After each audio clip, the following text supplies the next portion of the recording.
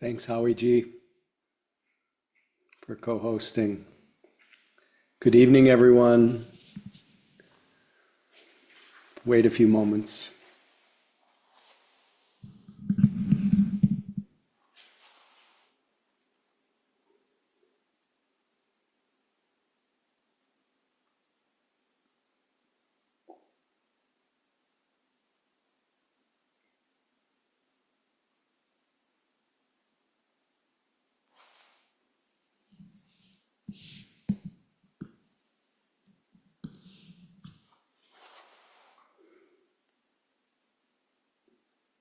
Good evening, Sangha, friends, long time, in many cases, long time acquaintances, friends. Warms my heart to see you. We'll wait a minute or so to let more people drift in.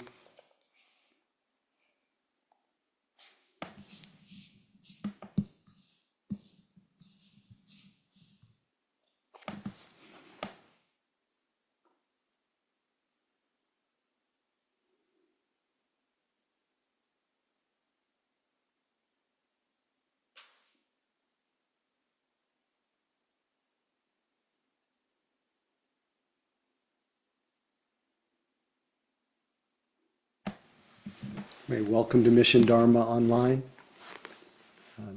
As many of you who are willing to put your cameras on, that'd be great to see each other's faces.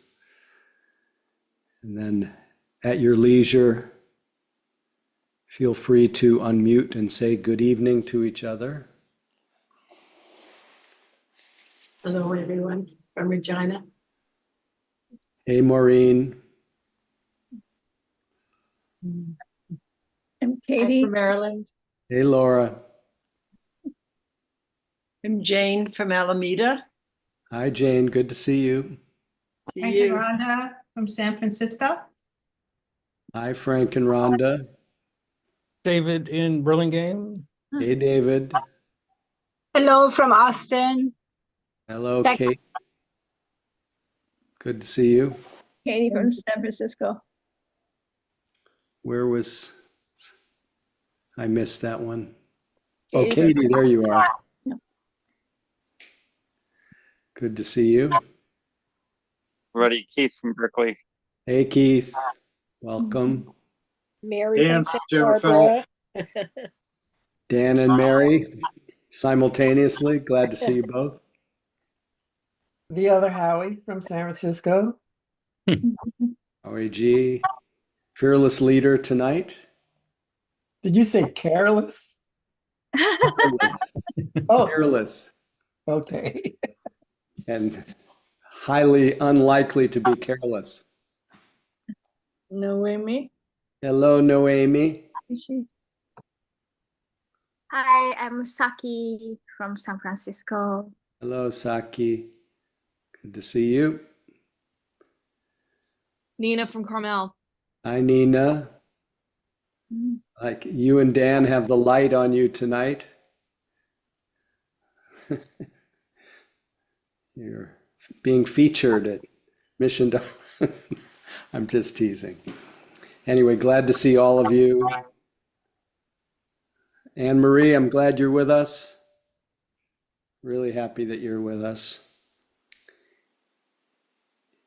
Anyway, I'm always happy to know that for this hour and a half, we can hopefully balance out our deep immersion, engagement with all of life's challenges, problems, hot spots, different kinds of situations and suffering, that we can balance all that is in our life situation with the simple healing, settling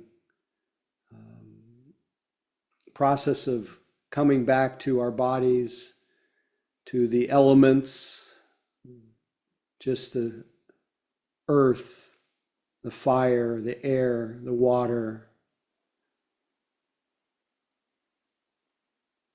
Just coming back to ourselves, to the simplicity of 6 sense experiences, which is really our life, the totality of our life is really just in real time, just seeing, hearing, smelling, tasting, touching, thinking, and the consciousness of these. And when we see life as much more than that, we are more often than not in the story of our life.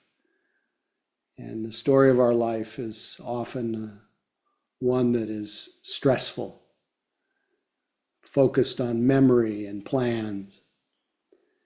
So to be able to together step out of that stream of distress into the simple reality of the present moment with the support of each other is a true blessing and a balance for our otherwise very busy lives, busy minds.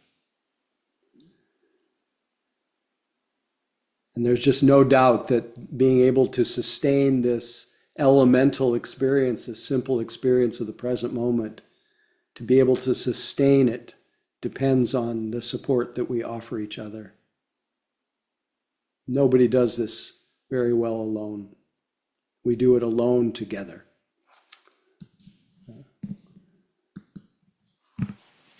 So knowing that you're all here, feeling already the gladdening of my heart and the energizing quality of knowing we're together, now I can let my eyes close softly and just balance that togetherness with a feeling, with my eyes closed softly, the feeling of seclusion, feeling of being contained in this sitting body with its senses, its perceptions. And already as I close the eye door, the door of perception, called the eyes, the feeling of the sitting body comes alive in a way, is felt much more intimately, and less as an idea and more as a felt sense. I feel the heaviness, the hardness of the earth element as my rear touches the cushion, the chair. I feel the aliveness, the vibration, the pulsing of life animating this body. Feel the sense of cohesion, the water element holding it all together. Without it, we are just dust. I feel the temperature, fire element, cool or warm. And without trying to still or steady, my body comes to a gentle stillness just by virtue of having attention here.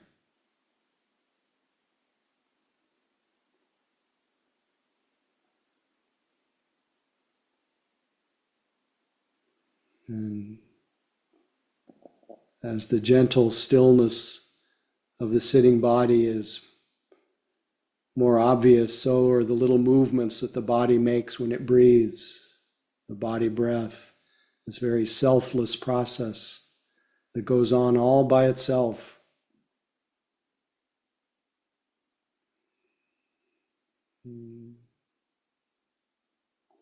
As we become conscious of this body breathing, and further begin to experience the quieting of the stream of distress, the discursive thoughts, not because we quieted it, just because we put our attention in our body and felt the breath.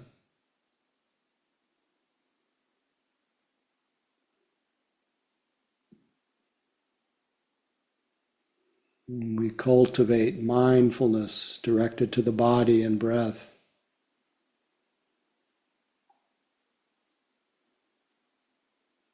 As a support.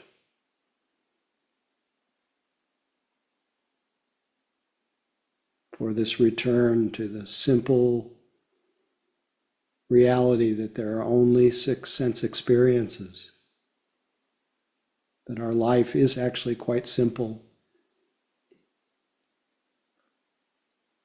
Our minds are complicated, but our life is simple. It's really just this moment, just this breath, just what you're experiencing. And mindfulness says whatever you are experiencing is the right experience because you're noticing it.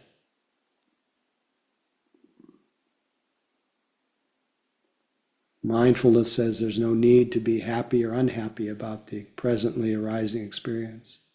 It's enough just to know that that you are noticing it.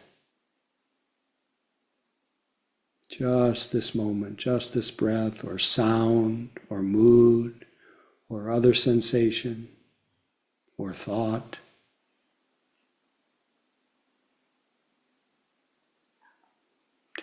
Taking delight in the experience of sitting, breathing,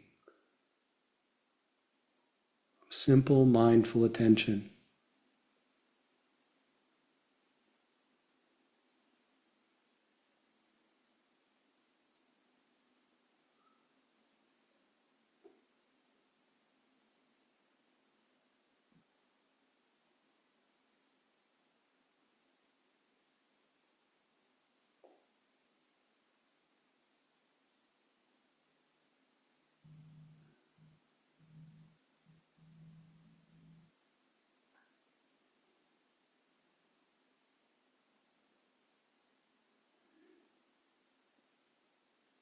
No need to work on anything, fix anything, figure anything out, solve any problems. Just be aware of the presently arising sensation or breath or other sense experience. Soft mind, yet alert. Gentle attention, yet precise.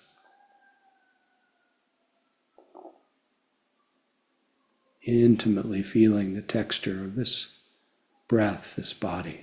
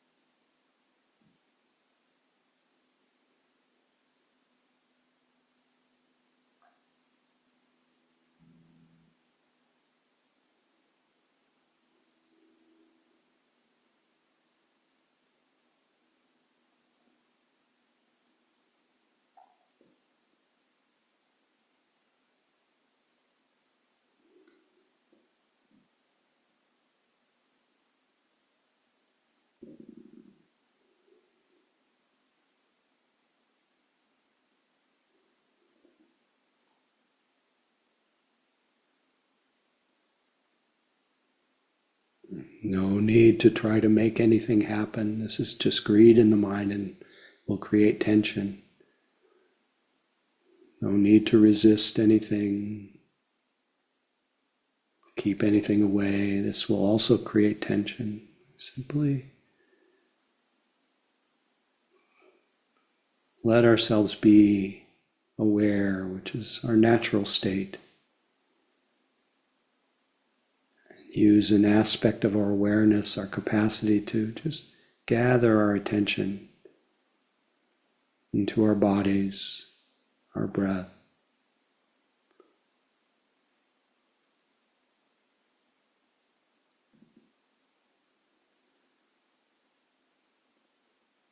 Once we're here, there's nothing to do or undo. Just to be aware and notice what happens.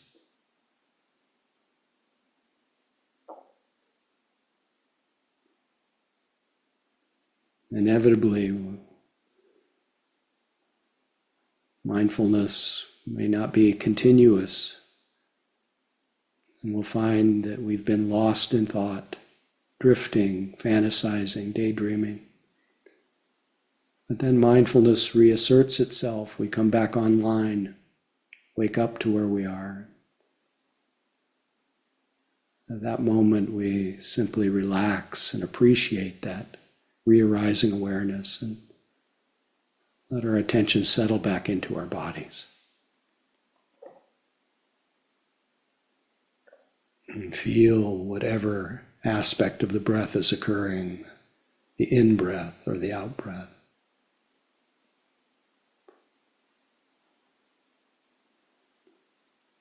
Just this moment, just this breath.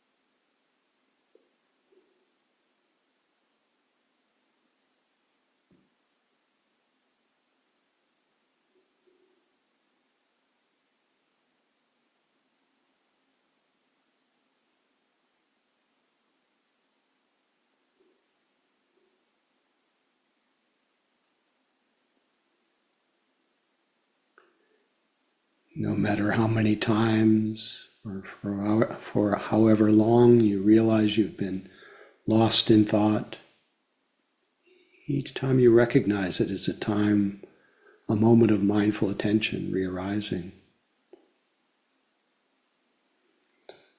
To sense again that simple fact of being aware.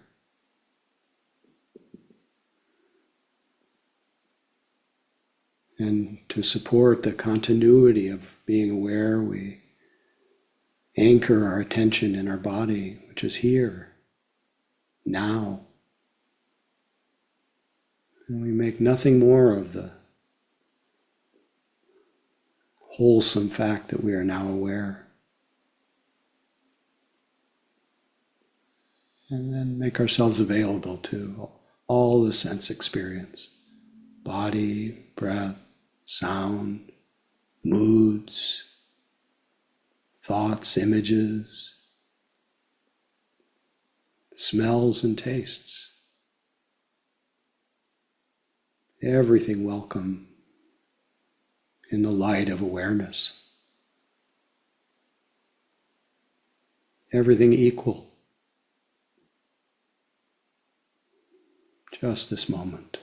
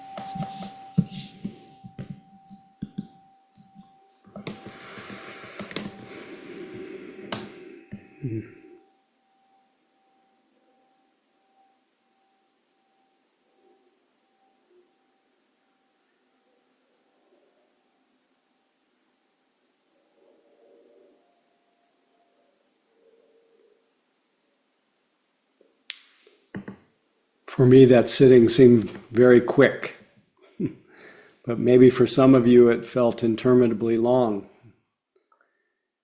And the opportunity to see that our perception of time is often determined by whether something is arising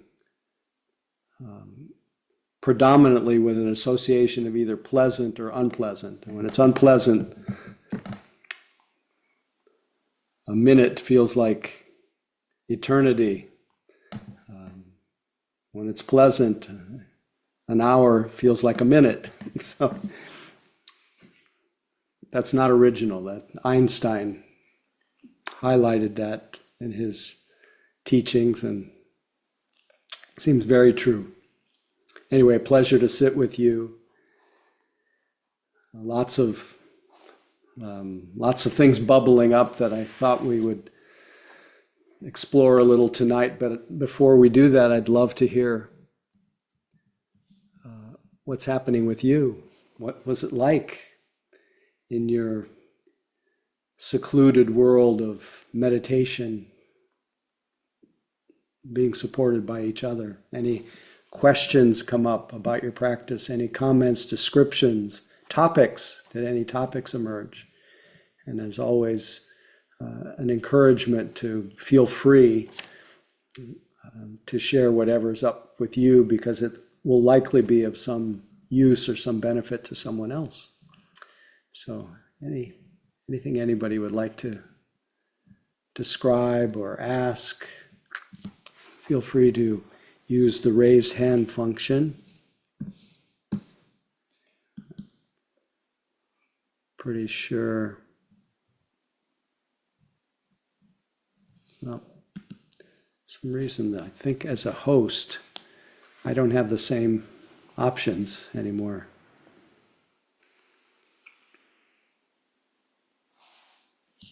Can I help you, Howie? What do you need? Oh, I was just going to encourage people to find where the raised hand function is and feel free to. Nina, please feel free. Thanks for breaking the ice.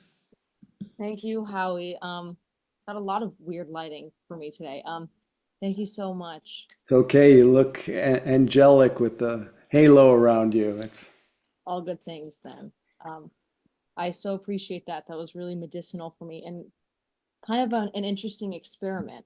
One thought I had while meditating was when Howie asks if anyone has any descriptions of the sit, I'm going to have some descriptions.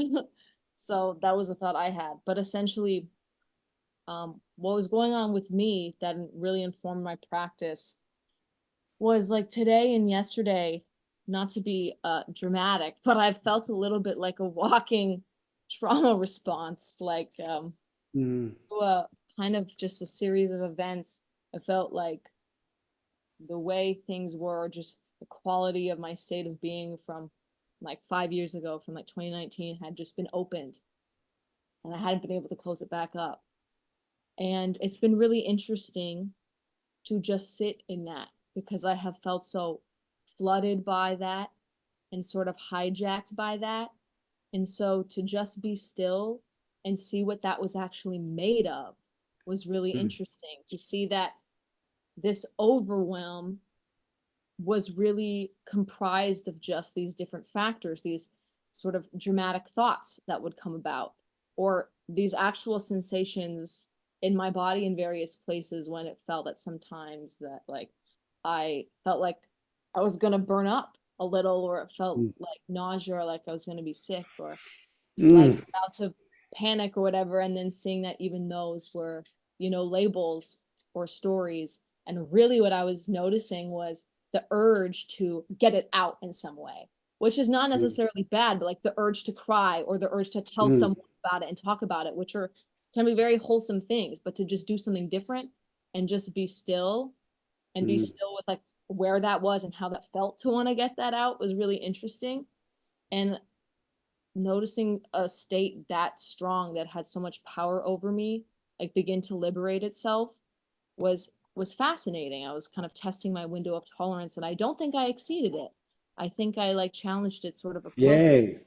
Yeah, I mean, so this was just like a this was very illuminating for me. That's I don't such think a I've had this exact experience before, so thank you. such a beautiful and clear description of the continuity of awareness to of something that's really hard to ride or had really strong associations that could easily have sent you into a real vortex of mental suffering. But it sounds like the physical part was there, but the mental suffering was mitigated by your attention and curiosity and strength of attention allowed you to really roll with that. And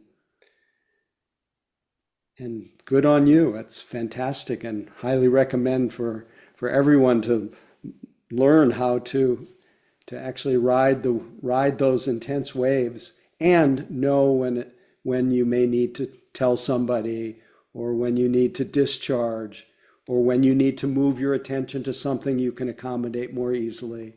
All wholesome at different times, but sounds like you had enough strength of mind to be able to be with it tonight, and I'm happy for that, and sorry that you had to go through so many things both 5 years ago and have to have it revisit. But this, when you meet it with attention, that is the kind of dukkha that leads to the end of dukkha, that leads to the, as you said, the liberation of the heart. You said how it started to self-liberate, and that's worth the price of admission. Anyway, thanks for speaking up, and glad to see you. Thank you, Howie. Glad to see you too. Anybody else?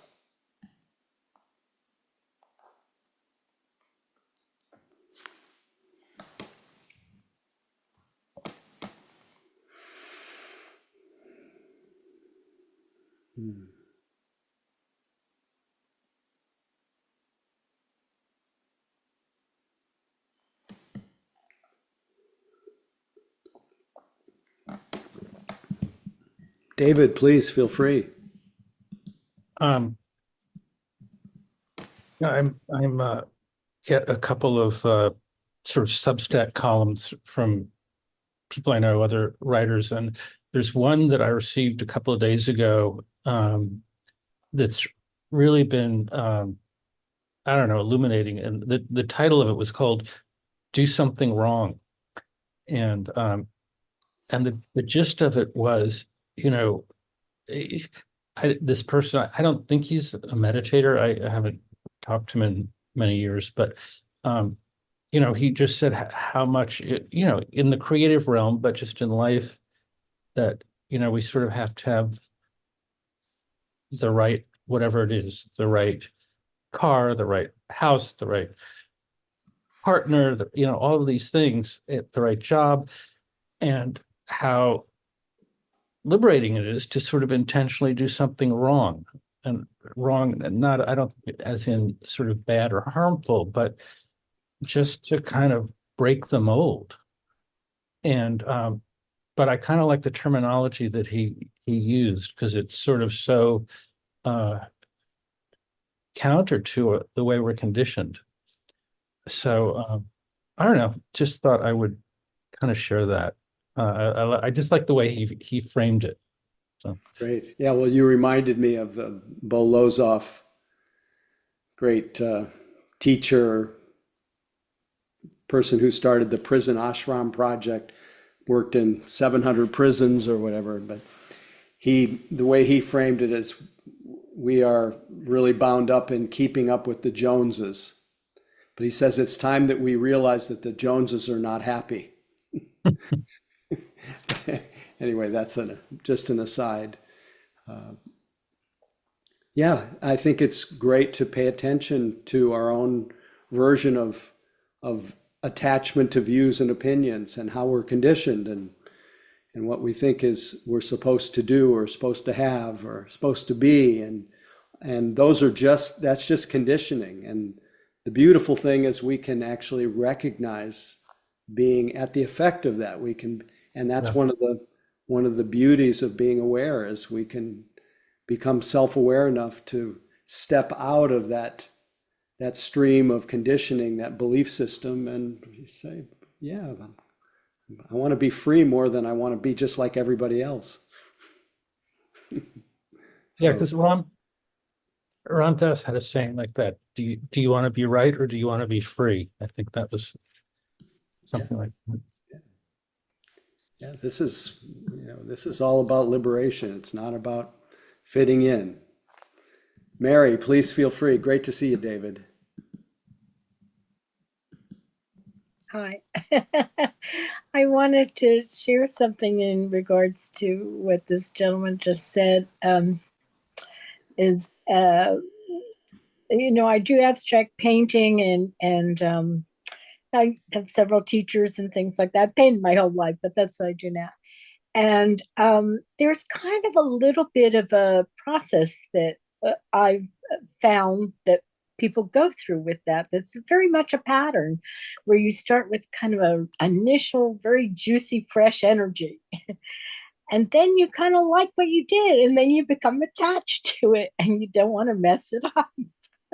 And then you get really tight and picky, and then it starts to go bad, it goes south.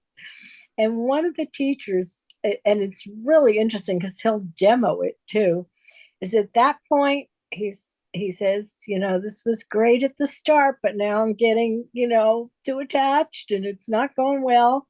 And he'll just take sometimes black paint and throw it on the camera. He will do something or red paint to literally ruin it, So then he has nothing to lose, and then you can bring it back again. And it's something you have to do sometimes when you're doing that kind of artwork, because there's that tendency to cling to it, to the attachment, and then you lose it. It's a very interesting process. I wanted to mention. Is that one of yours behind you right now? Is that? Oh, yes, it is actually. Lovely, lovely. Thank you. Thanks for inviting us in to see the fruits of your spilled black and red paint. Go ahead, please. Sometimes I've seen him do that in a demo and literally go oh no, don't do that. But you have to sometimes, but thank you also for the compliment. I am kind of in a big transition period right now with a lot of decisions to be made and a lot of choices and changes and stress. And it's been really challenging. I'm so grateful to be here tonight. I was like, yay. I just went and sat at the beach for a while. Sometimes I just kind of get in that monkey mind. It's very, it's hard not to when you kind of have some pressures of decisions that you do have to make. And so even though we meditate for years and years, sometimes times are more challenging than others. And I'm very grateful to be here with you tonight. Glad you're here, and good luck with the decisions that will make themselves.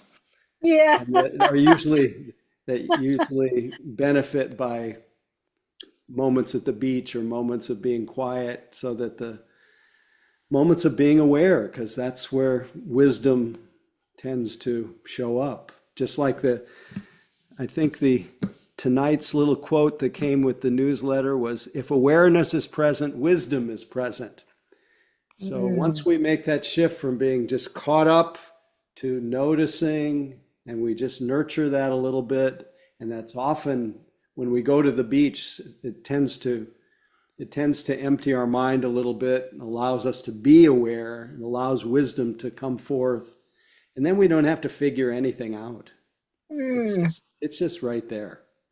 Thank you. Yeah. I know that in my head. Yeah, but I know. needed to That- be that's I why- needed to be reminded. That's why we practice together, is to remind each other that the rational mind depended on excessively really in some ways occludes or blocks our ability for wisdom to flow. and for our intuition to work, and for decisions to be made, because we get caught up in being the decider. It Yes. gets very much bound up in identity and ego and getting somewhere, and loses its sense of the flow of what's our heart's inclination, what's just naturally wise. And I think you know that already when you're quiet. You know, you had a lovely woman last week that said the same thing, and it spoke to me when she was making a decision about moving to a downsizing situation. And she had all this analysis going, which is what I've been doing, pros, cons, And then all of a sudden she just listened to what she felt. And I agree with both of you, that lady and you have to kind of, but sometimes it's more challenging than other It is, times. but that's Yeah. why we need each other. That's why we Yes. need to have mirrors, reminders. Yeah. Anyway, good luck. Thank you, Glad to hear Howard. you, and Thank you. glad to see your art. Oh, my pleasure. Any last comments, questions, topics?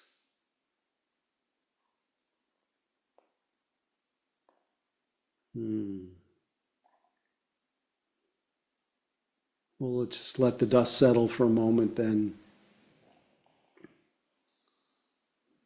Notice what's happening now after the last sharing ended, before the next begins, last thought ended, before the next one comes. Just notice that vivid clarity, just being aware.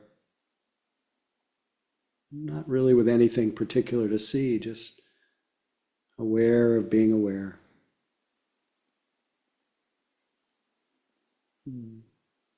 One way to talk about this is just being ourselves. Not the idea of ourselves, but just being conscious, awake.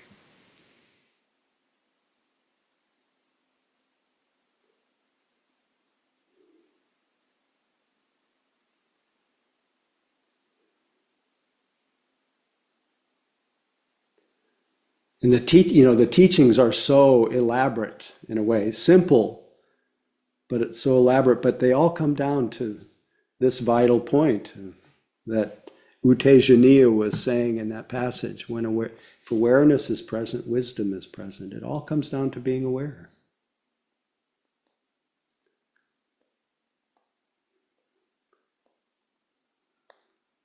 When the Buddha turned the wheel of the Dharma, he said, be aware of the experience of dukkha, of stress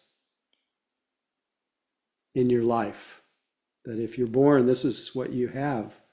And you want to be aware of this and be open to it.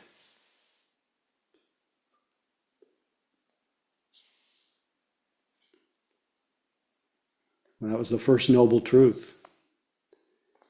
And he said, be aware of the cause, what causes us to get caught up and have the experiences that we have in our life turn into mental suffering, into stress. You need to be aware of the cause of suffering, which Mary spoke to: craving, wanting, clinging to an idea of what's good art, or wanting what you don't have, not wanting what you do have. Be aware of this. Really, the guiding thread through all of the first two noble truths that the Buddha offered in the turning of the wheel of the Dharma is there is suffering. You need to open to this. You want to be able to say, yeah, I experienced this. I let it in, just as Nina did today. I let what is really hard to bear be experienced. And then the second, there is a cause of stress and dukkha, which is craving, clinging, becoming.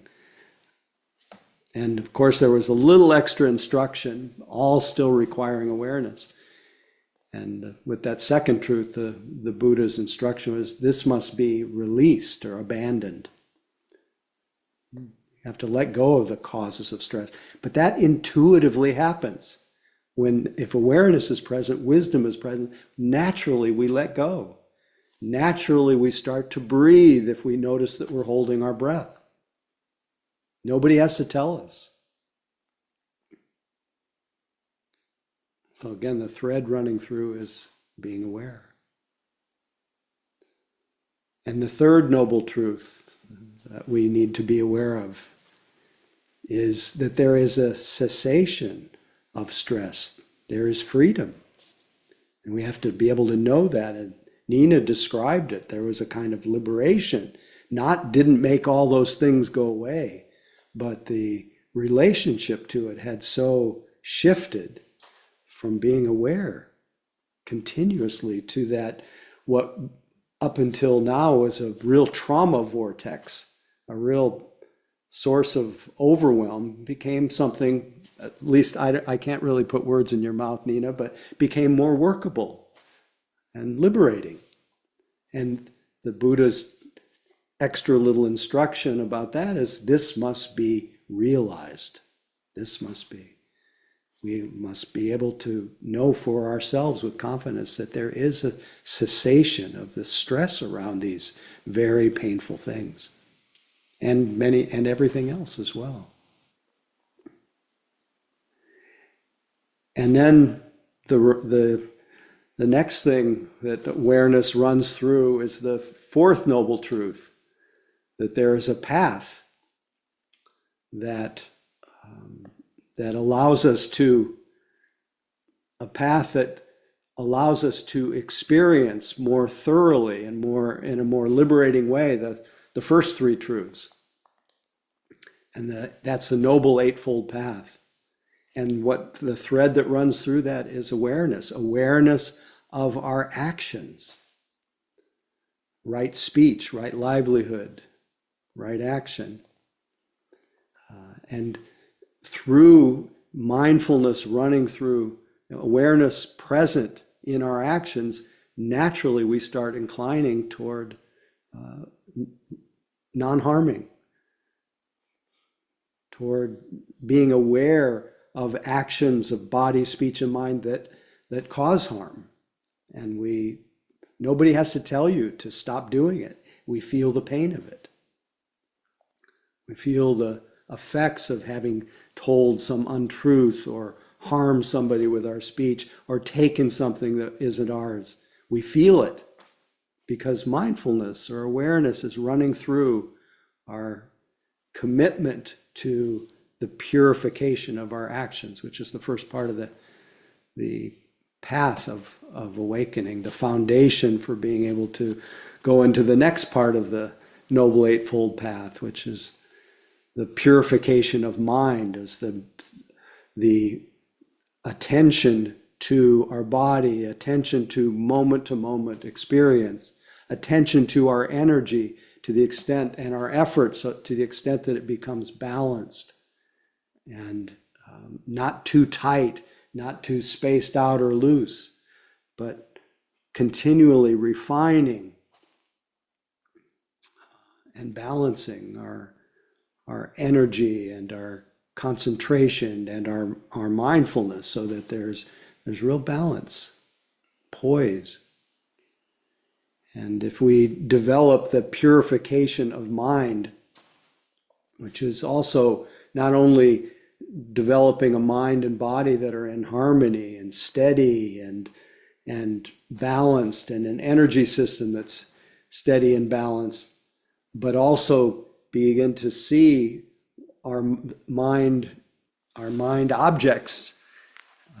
I'm thinking tonight, in fact, I had it with me somewhere, but the conversation that the Buddha had with a monk named Maggia. If any of you haven't read this sutra, it's a great sutra, a great teaching for the purification of mind, called the Maggia Sutta. Maggia spelled Meggiya, Maggiya Sutta. And the Buddha, in support of Maggiya, who is this monk who was struggling with sensual thoughts of, a lot of desire in his mind. He was a classic greed type, but also he had malevolent thoughts, harming thoughts, and he had cruel thoughts, and he was tormented by these thoughts. And the mindful attention, awareness present, able to notice these thoughts, already that's in the direction of liberation, to make that shift from being just acting out and caught up in cruel thoughts and in hateful thoughts, thoughts of desire, to be able to notice that that's what your mind is doing. Already that's a form of liberation. But to see the effects, and he went complaining to the Buddha about how he was tormented by these thoughts. And the Buddha didn't tell him, didn't tell him to stop thinking this or stop thinking that. He actually encouraged him to support his practice. What would actually help to pacify some of these thoughts was to keep good company. And I was thinking tonight that this is one of those supports for being able to manage our thoughts, is keeping good company, avoiding unskillful, this is the Buddha's language, avoid unskillful, distracting, or troubling associations. And then to work on restraining actions that cause us suffering, like excessive intoxicants and taking that which is not ours, all of those, the basic things that cause us, or especially not causing harm with our speech. I find that the reverberations of unwise speech really stir up the mind, the thinking mind. And so just restraining our conduct, and then developing kind speech, cultivating energy and cultivating wisdom. But the heart of it is mindfulness of the thinking mind. And the Buddha said something like, trivial thoughts, subtle thoughts, mental reactions that continue to distract, not understanding the conditioned thinking, one wanders endlessly, lost in samsara. But understanding the roots of ignorance, the mindful one restrains ignorance. The fully awakened completely gives up ignorance. And the mental reactions that continue to distract, they tend to soften a little bit. So purification of mind, purification of action, and all of that lays the ground for mind, for awareness to be able to discern. Remember, when it's present, what was the line? If awareness is present, wisdom is present. Then we can discern that a thought is just a thought. A cruel thought is just a cruel thought. A thought of desire is just desire. It's not me, it's not mine, it doesn't define us. We don't have to follow every single thought. So making that shift from being able to just be identified, believe those thoughts that everyone has to be reacted to or followed, to simply notice the thinking mind, to see that every moment of thinking, every moment of feeling, every moment of hearing, every sense experience is in a constant state of flux. And nowhere in that state of flux can there be found anything enduring or lasting that can be clung to. When awareness is present, the wisdom of letting go happens naturally. And we understand wise view. We understand the reality of impermanence and unsatisfactoriness and selflessness, how everything comes and goes by itself. So mindfulness, awareness, when awareness is present, wisdom is present. So there's all this element of the Eightfold Path and the Four Noble Truths, the whole big teaching that we could spend literally years studying. It all comes down to bringing awareness to the Noble Eightfold Path, to every element of our life, actions, mind or thoughts, and just the ultimate truths of our lives, karma, and having that Eightfold Path help us to realize liberation, realize the Dharma. So the Dharma, the teachings itself compel us to practice. The practice compels us to understand the Dharma, understand the teachings.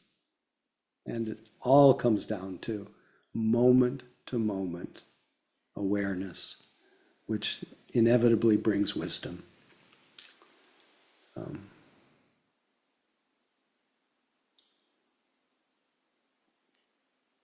So it is so close, that which we need to navigate our experience, that which we need to awaken in us the wisdom to just know what to do and what not to do, where to go, where not to go, what to buy and what not to buy.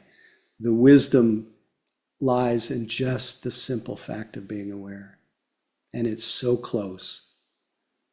And it's so vast. It doesn't fit into our usual conceptual framework. It's so wondrous, the power, the healing power of attention.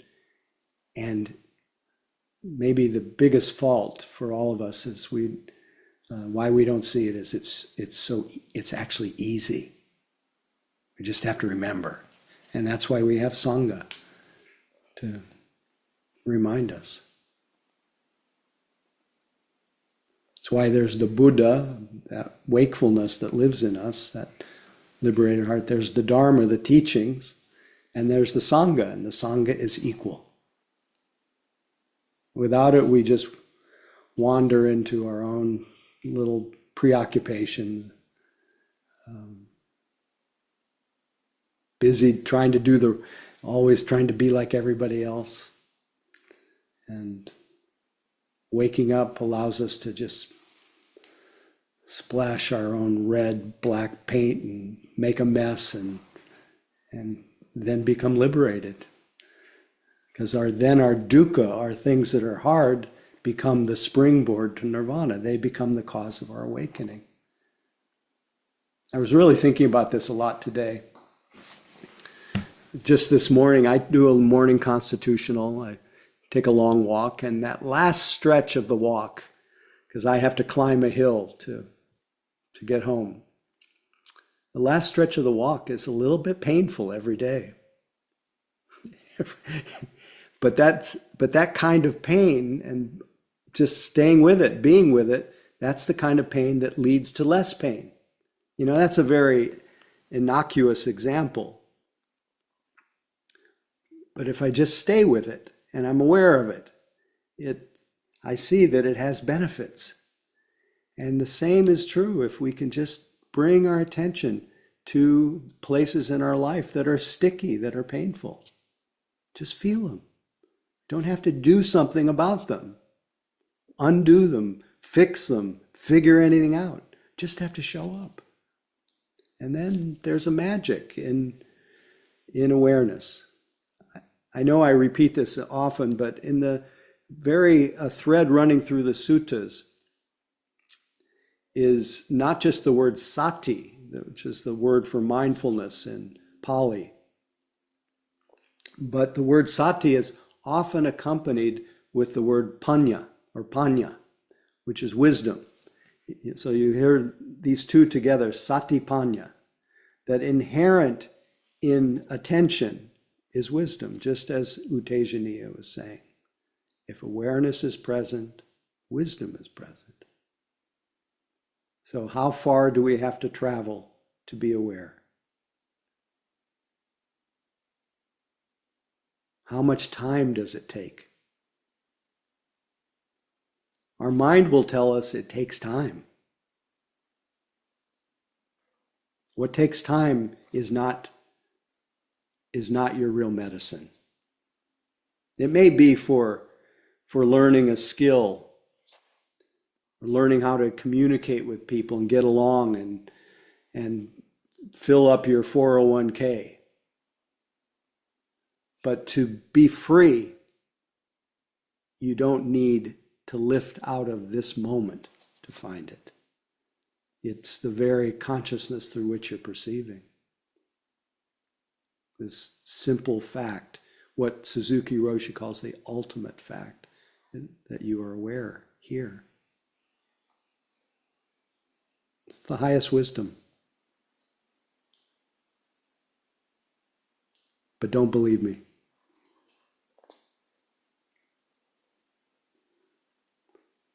As the Buddha put it in Pali, he said, Ehi paseko opanayeko pachatanwe ditapu winyuhiti. For those who are interested, to come and see for yourself. I like that so much, because I'm not a believer type. I'm much more of a skeptical, and you have to have a verified experience of these teachings. Adopting them as a view will just make you irritating to yourself and other people. But what you discover through, as you see for yourself, will free your heart. Again, don't believe me. So may we all be liberated. May we all share this capacity for liberation for the benefit of this suffering world. As we know that all the wars in this world and all the hatred, all the greed, all the confusion and delusion is really because this thread of attention is lacking. It's purifying. And it's much easier to offload our discomfort and blame others, and it just leads to an endless cycle of suffering. That's why the heart center of the Dhammapada, the compilation of the Buddha's teaching, is hatred never ceases by hatred, only by love. And I would add to that, only by attention, because in some ways attention is another way of saying choiceless love. It says, I'm open. I'm not, when I'm aware, I'm not in a contentious relationship with this moment, with reality, with anybody else. So let's all purify our actions, purify our mind, purify our view, and realize for ourselves what the Buddha taught. Not think about it, not adopt a new religion about it, but wake up moment by moment. So thanks for listening. I think maybe Howie G, do you have a few words, or I could actually take over on the event announcements. Sure. I'll do that part, and then if there's Okay. anything else, you can take over. Sure. Just want to remind everyone that the teachers in the future meditation center in San Francisco, which is at this present stage called San Francisco Insight Dharma Center, which will be a coming together of all the different insight meditation groups associated with Spirit Rock, and teachers will be eventually forming a center, and all those teachers we will be leading a retreat together at Spirit Rock at the end of July. Could be a really fun time, 29th of July till the 4th of August. And I'll be one of the teachers on that retreat. And then I'm also on the Labor Day retreat, which is the 28th of August to the 2nd or so of September. But then I'm also, this one didn't make it to our website yet, I'm also one of the teachers on a retreat at Spirit Rock from the 9th to the 14th, or the 9th to the 13th of September, called the Founders Retreat, that will be primarily James Barras and myself, but also cameos, visits from Jack Cornfield and Sylvia Borstein. And that'll be another residential retreat, and it'll be kind of a celebration of the founders of Spirit Rock, me being one of them. And it would be a fun time to be together, and Jack will be there and Sylvia will be there, and Jack and James and I will be doing the bulk of the supporting of the meditators. But anyway, love to have you at all three of those retreats, or any one of those three retreats. And let's see, we don't have any day longs or half days scheduled right now. That's to be decided. And then I guess I'll just finish by saying we're here because you've been generous in the past, and invite you to be generous again. And part of that cycle of mutual generosity that's gone on for 2,700 years. Those who offer teachings are supported by those who receive them. And that's really the river that the teachings have been carried on all this time. So thanks for being part of that. And I guess Howie G put in the chat ways that you can offer dana, but you can usually find them on our website as well at missiondharma.org. And thanks in advance for your generosity. And really great to be with you. And I invite you to unmute and say good night to each other. Night.